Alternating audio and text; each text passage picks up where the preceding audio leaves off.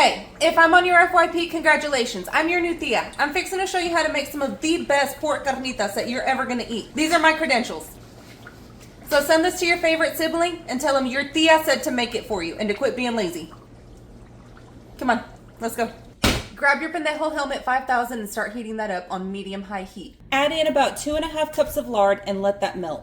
While that's melting, go ahead and start cutting up your pork shoulder. I'm using a 6-pound pork butt. First, cut it into steaks about 1 inch thick, maybe 1.5 inches thick. And if it has the bone, go ahead and cut around the bone. Once you've got your steaks cut, trim off any excess fat. Then just cut those into 1.5 inch pieces. This is about the size that we're going for. Once your meat is cut up, add in about 2 tablespoons of Mexican oregano, about 2 tablespoons of ground comino or ground cumin, about 2 tablespoons of garlic powder, about 2 tablespoons of onion powder, and if you want more, add more. It's just to your liking. About 2 tablespoons of black pepper and about a tablespoon of salt. Then just mix this together until...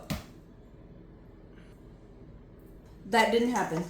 Then just mix this together until everything is incorporated.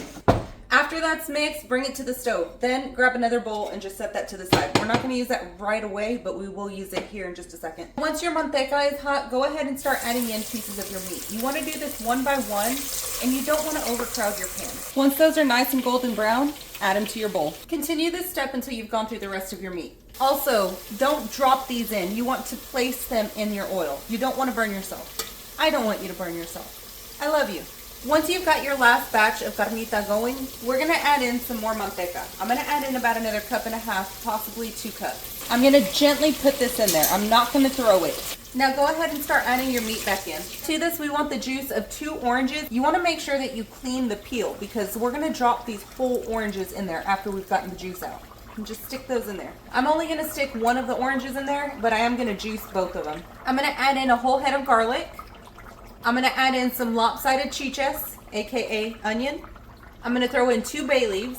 Add in about a 1/4 cup of apple juice, or about 1/3 cup. Then you wanna get 1 Mexican Coke. To be able to tell that it's Mexican Coke, look at how it's measured. Mexico goes off the metric system, not the imperial system. So this one is 355 milliliters. Also, it says it right here on the side, hecho en Mexico. You want Mexican Coke because it uses real cane sugar. None of that fake stuff. I'm just gonna pour the whole thing in there.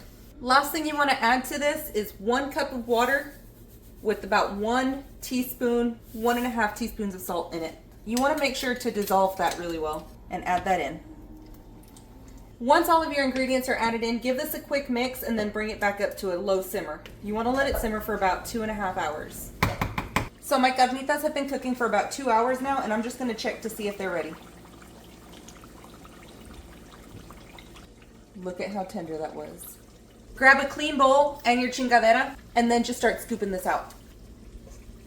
I don't want to burn my fingers, so I'm going to use my frijoles smasher, and I'm just going to gently push down on this. While I'm pushing down, I'm just going to give it a twist towards the bottom.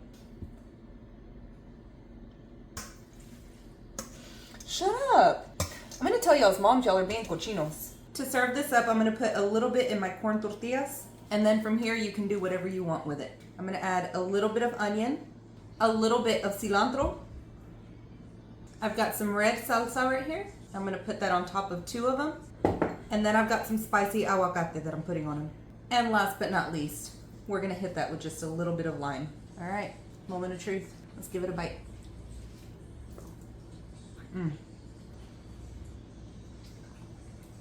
These are amazing. You can definitely taste the orange in it as well as the sweetness from the Coke, but it's not overpowering.